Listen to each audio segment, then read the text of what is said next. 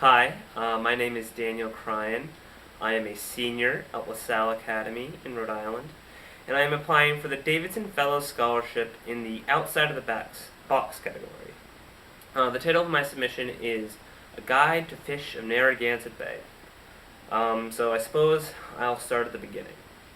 In 2007, when I was merely 11 years old, I had an idea. I've always been interested in marine biology, especially fish, and I wanted to do something that could help me further my interests. So I decided, why don't I create a guide, something that'll combine all of my knowledge about the fish of Narragansett Bay into one final product. So I came up with the idea of a guide. So what I started out with is I had a list of 27 species that I was going to go out, I was going to catch, I was going to take their pictures, then I would come back, put it into a Word document, and then be done. Well, not be done, but I'd have to compile it all, and eventually I'd have a final product. So I set a few rules for myself. First, it had to be a fish that I caught, and two, it had to be a picture that I would take. So that made sure that I had to go out and do the work to go and find these fish. And so that's what I did. For the first 4 years, I just got pictures, nothing else. I would go to various locations around the bay to catch fish. I'd do various methods. I'd do angling, I'd use a seine net, a bait trap, all sorts of stuff. I also participated in various marine biology camps, which also gave me different opportunities to catch different species. So this went on for about 4 years. In 2009, I became aware of a unique phenomenon that takes place in Rhode Island. So what happens is, in late summer, starting around late July, juvenile tropical fish and tropical fish eggs are blown north by the Gulf Stream, and they land in Narragansett Bay, and these juvenile tropical fish grow for 2 or 3 months, give or take, and then once the water becomes cold again, they die. So this was an entirely new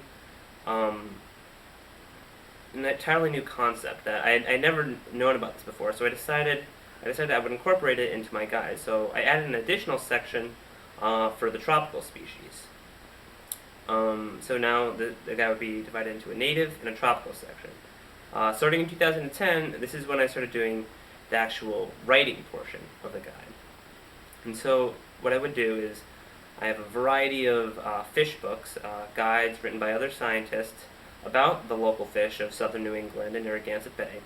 And I would synthesize those as well as sources I found on the internet and write pages for each species. And so what the pages are is it starts out at the top with the name, as one would expect.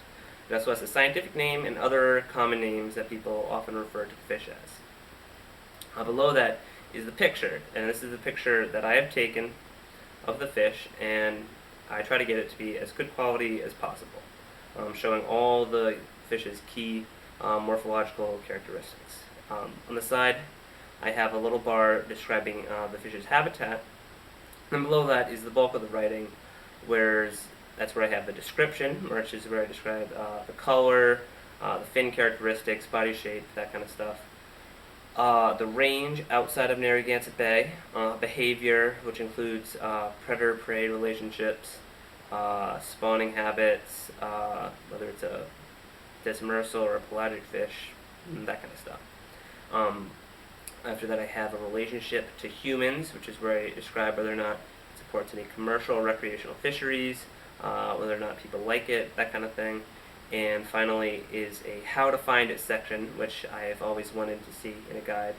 And in that section, I describe what kind of stuff one would do if they were to go about trying to catch this fish.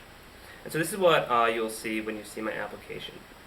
It will be a 40-page PDF file, and each page will be one of these profiles that I have just described. In addition, I'll have one kind of title page that says native species and another one for tropical species, just to clarify where the gap is. In addition, I will have in the supplement supplemental materials a link to an outside portfolio that I've already made, which contains other pictures from the guide, as well as additional pages of the guide. Because this is not a finished product that I'll be submitting. This is going to be around 40 pages, but when it's finally done, it should be around 80. That's what the guide will be once I've completed all work. But for the Davidson Fellows app, it'll be around 40, both because I still have a lot of editing to do, because I've been working for such a long time, and B, no one really wants to see an 80-page PDF file. That's a bit ridiculous. But if you are interested, there will be that link for you to go check out. So by this point, I have written 49 pages, I think, more or less, and I've gathered 58 pictures. So that's how many species will ultimately be in the guide. And so I've been at this for 6 years. So a lot of times people ask me, like, Dan, why are you doing this? It's so much work. You're wasting your time. Nobody cares about fish. I would tend to disagree with that, but there are a lot of reasons I want to do it. First and foremost is a reason that I started doing this, to further my interest in ichthyology. I've always loved fish.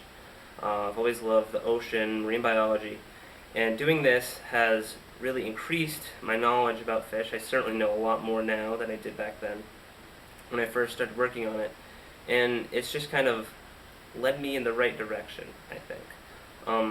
It's also a product that I think society would benefit from having access to. For example, like I mentioned earlier, not many people know about or really care about fish, but with this guide, it would allow people to, well, first learn more about fish, and secondly, care more about fish. In the guide, I also talk a lot about certain environmental concerns, especially in the relationship to people category. So creating awareness of that is also another benefit that my guide would bring.